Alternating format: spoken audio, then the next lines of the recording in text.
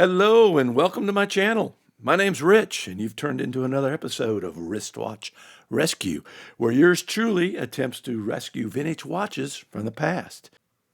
Today on my bench, I've got this beautiful Hamilton watch from the 1930s.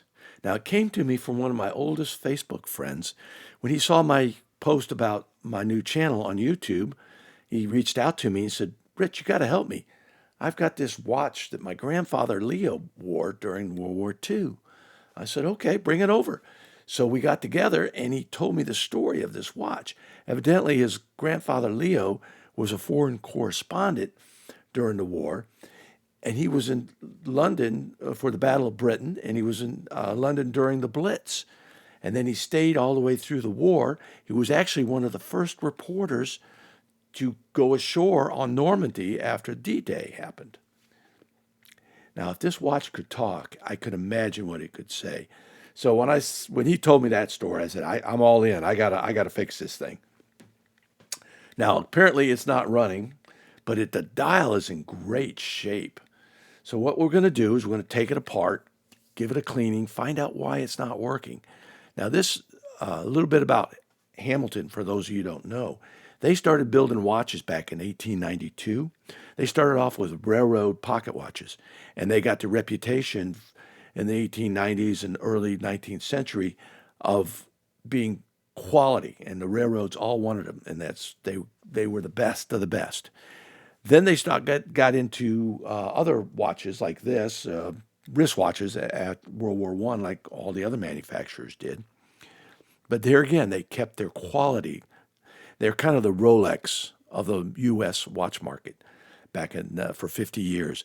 A lot of people don't realize the United States made beautiful watches for the first half of the 20th century. The U.S. government basically killed the U.S. watch market after World War II.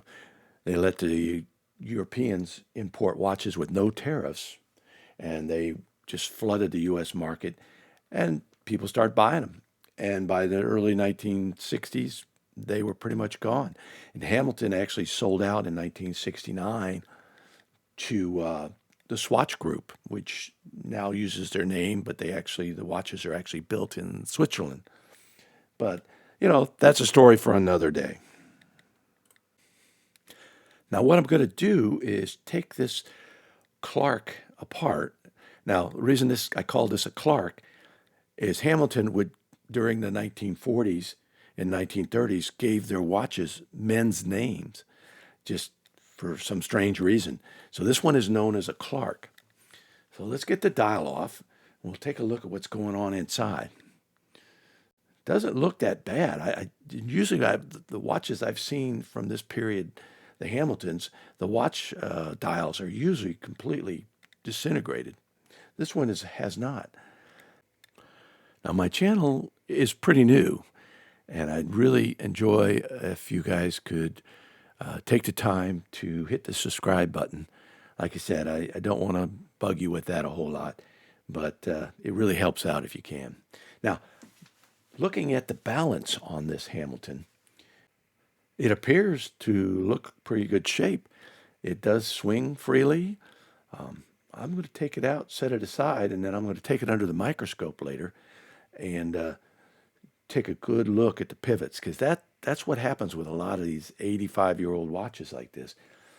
The pivots all get broken. Now, this is the train of wheel bridge. What I'm going to do is give this watch a complete service, and what that entails is taking the watch completely apart, as I'm doing here. Now, these are the wheels of the train of wheels, and then putting them through a wash, then putting it back together, lubricating it, and then, of course, troubleshooting it along the way. Now I'm going to take off the pallet fork bridge. Just one little screw, pop that off. Yeah, easy does it. There we go. There we go. Now, see how that pallet fork is stuck in there? That's not supposed to happen. That tells me that this watch has not been serviced in a long time. So it definitely needs to be cleaned and relubricated, because when the lubricants that we use, when they dry up over a number of years, 7 to 8, 10 years, parts start to stick. And that's when your watch starts to slow down. And eventually, the watch will completely stop. Now, I've taken the crown wheel off. And this is, now if you notice on that crown wheel, there's reverse screw on that. So that's something, if you're doing this yourself, you want to pay attention to, because it can be stripped really, really easy.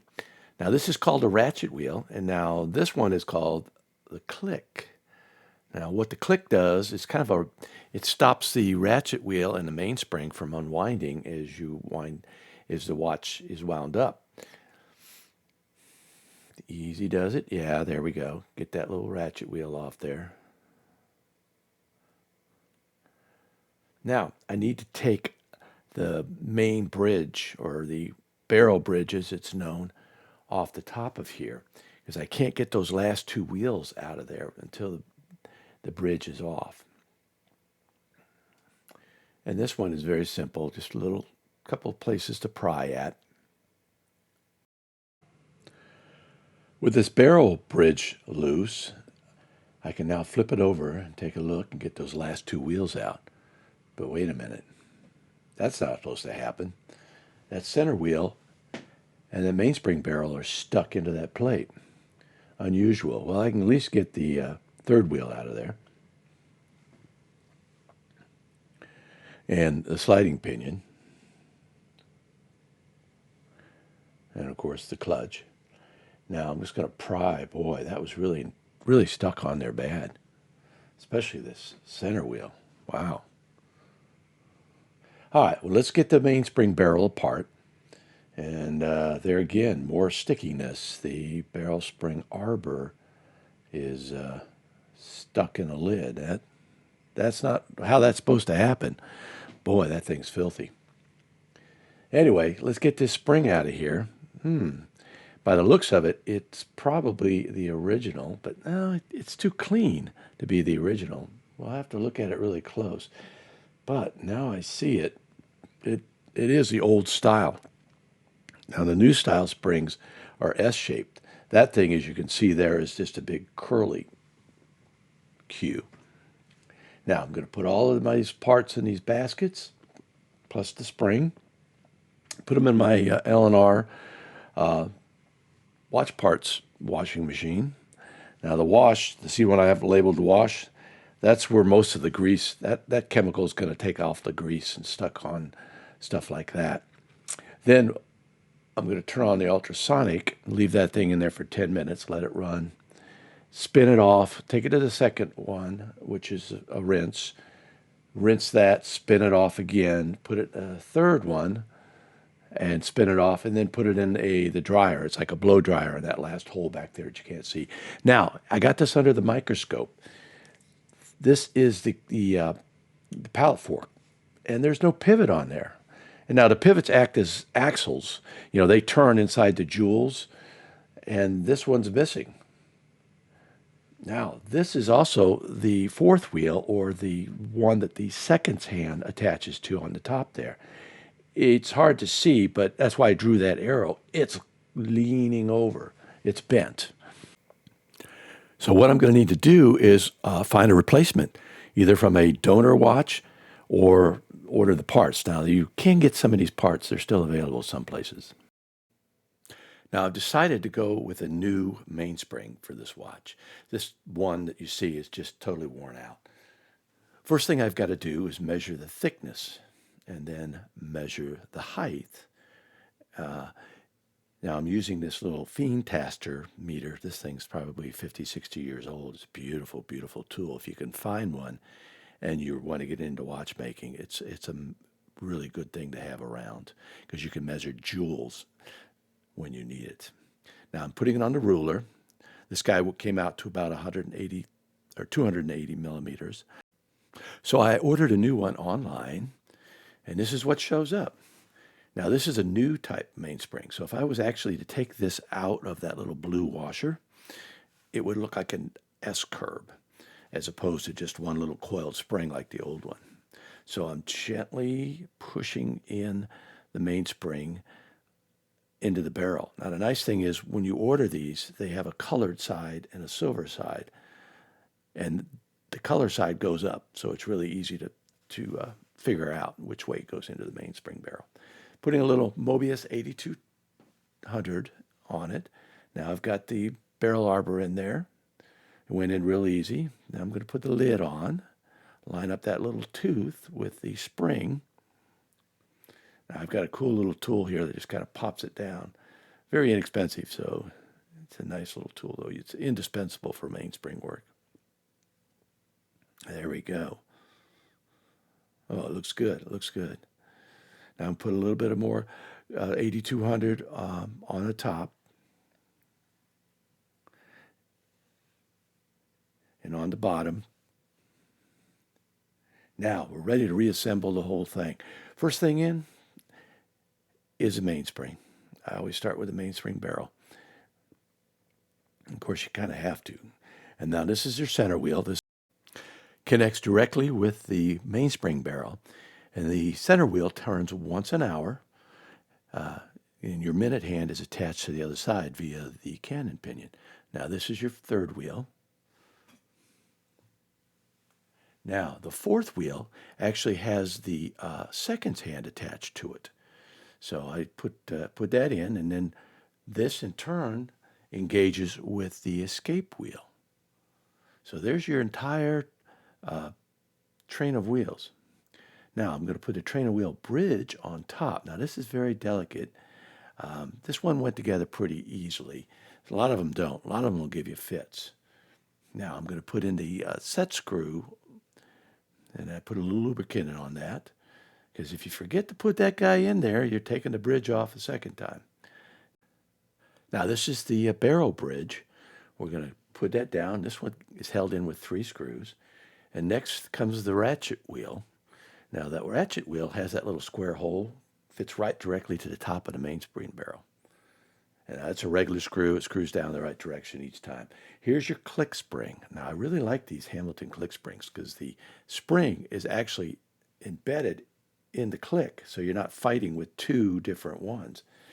All you got to do is drop it in there and screw it down. It's really a genius. I don't know why more watches don't use that today even. Now, here's your crown wheel. Now, here again, when you turn the crown, this is going to wind the watch. Now, this is a reverse threaded screw.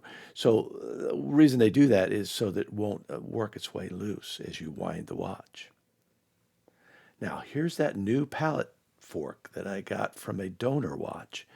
So I'm going to just drop it into the pivots and drop the pallet fork bridge on top. It's only held down by 1 screw, just very gently. Now I'm going to just gently hold it in there and then put the screw in. Now I didn't screw it all the way.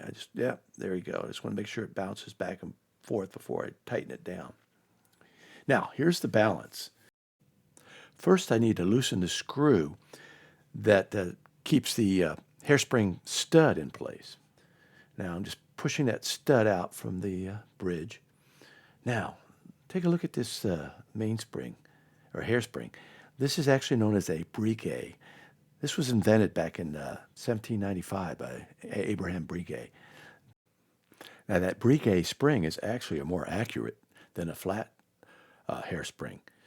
So, like I said, back in the day, most of your finer watches used this. And that's what Hamilton was back in its day. Both of my pivot points, or my axles on my balance wheel, are in good shape, so I didn't have to replace it. Now I'm going to remove the jewel capstone from the balance wheel bridge. To be able to get in there and put in the oil, I need to take it out. Now here it is disassembled. I'm going to put it in my 1-dip, and then after put both pieces in there, just let them soak for a bit. Take my air blowing tool, just kind of move that 1-dip around. Now let it dry. Put a drop of 9010 oil on the capstone or the jewel. Now I'm going to gently lay that down there, and I'm using that Radico to hold it in place because these are the tiniest screws you're ever going to see. Now I'll get both of those screws in there. Screw them down. Those are so tiny I have to use my tweezers to hold that. Now, with it all put back together, I'm going to put it in, and here's the moment of truth. We're going to see if it runs. Come on, we can do it. Easy, easy. Yes, yes. Oh, yeah, I did it. That's what I like to see. Ah, success, finally. Now, we've got to get the keyless and the motion works on the dial side put back together. I'm going to start by putting the cannon pinion on that center post. Now, that center post, like you said, is actually the other side is the center wheel. Now, I'm using Mobius D5 on these pinions for these wheels in the motion works. It's a medium grade oil. It's not the lightest, it's not the thick grease, it's right in the middle. So really there's about 3 oils that you use on a watch. The 9010, which is the really thin stuff for the pivot points on the jewels. The blue grease, which is 9501 Mobius. That's the heaviest. That's what I'm putting on here, on the sliding pinion, and on the other parts in the keyless works. Because the keyless works really take a lot of wear and tear when you're winding and you're setting the watch. Like I said, here's the stem. I'm putting some of that blue grease on there. Now you notice I've got it kind of all over the place. I'm going to clean it up after I get the setting lever back on. Yeah, everything looks good. Now this is the setting lever. Setting lever actually holds the stem in place. And then when you pull it in and out, it's the one that tells the watch to either wind itself or the hands to move. So it engages and disengages. It has 2 stages, in or out. Now, once I hold it on there with my finger, I have to go to the other side and screw that thing in. Now you can see it moving in and out. It looks good. It's working good there. Now, the next thing I need to do is put the yoke spring in. Well, of course, I'm going to put some of this heavier grease on there because that's another part that's going to move quite a bit. Now, this is a really simple yoke spring. It just kind of shoves up in there. Don't even need to, not too worried about that one flying away. Put a little grease, because then next I'm going to put in the yoke. And the, gosh, I can put in way too much grease on that. I'm going to have to pull some of that off with the Rodico. Okay, here's my yoke. Now it's just going to fit on that post. And then it's the tongue, the end of the yoke, is going to go in that groove on the sliding pinion. Okay, boy, this guy is really easy to put together. Yeah, okay. Now you can see it moving in and out. So you see how the setting lever pushes against the yoke pushes against the sliding pinion, pushes it into the motion works, or pulls it out, either way. Now, this is called the setting lever spring. Now, there's a little spring. See that little skinny arm there? Okay. What that does, once we get it in place, is that holds the setting lever. You know, when you pull the watch out, pull the crown out, it's going to click. And then when we push it in, it's going to click. And that's what gives you the click on the pushing in and pushing out. Now I'm just turning the stem, making sure the everything works. And then I just realized I forgot the little retainer washer that connects with the case, because we're getting close to casing this thing up. So I'm going to put the stem back in, tighten back down the setting lever, and now it's in. Now, I've got the dial set on. We just need to tighten up the dial screws, and we'll be ready to put on the hands. Now, just a couple tiny little screws, one on either side.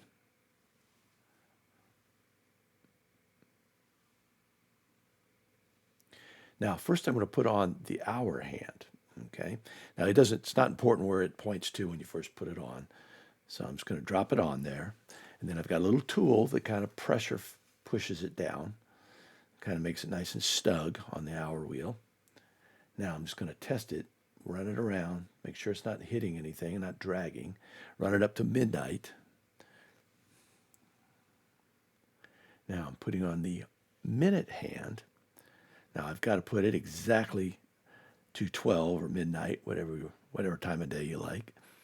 Now, once it's there, I'm going to check it again, make sure they're not hitting each other, because that's a common problem when you're putting on hands a lot of times. Now, this is the little seconds hand, okay? We're going to put it on, just kind of push it on. Yeah, now we're going to set it in the case. Getting close. It kind of pops in. Now, these cases were not waterproof at all, so that's why I'm surprised that there wasn't any rust in this unit. Leo, the owner of this watch, took very good care of it. He obviously didn't get wet. Now, we'll put the top on the case. Yeah, the crystal's nice and clean. I got it all buffed up and cleaned up. Yeah, let's see. Put a little wind in it here. Oh yeah, that second hand's running nicely. As you can see, there's your seconds hand. Now I'm going to put a new 15 millimeter quick release watch band on these lugs. These watches were very, very narrow, only 15 millimeters. You know, your standard watches today are 18, 19, even 20 millimeter wide. But back in their day, men's watches were very, very slim. A lot of people will look at this and think it's a woman's watch. Now, once that's in there, you can see how beautiful this turned out. But there's one more step. We've got to put it on a time grapher and see how it's running. Ah, look at that. 2 seconds rate. Now, that's how fast or how slow, plus or minus, seconds per day that the watch is running. The amplitude, the AMP, that's how powerful the mainspring is. And that's way up because we put in that new mainspring in there. That beat error is pretty good too, 1.8 for an 85-year-old watch. I'll take it. Now, just take a look at how beautiful this turned out. I can't wait for my friend to put this on his wrist. And when he does, he's going to be thinking of his grandfather, Leo. Sounded like he was a real character. I would have loved to have met him. But like you said, he was part of the greatest generation, but they're all gone now. But as always, thank you for tuning in and watching over my shoulder. And I'll see you on the next video. Have a good day.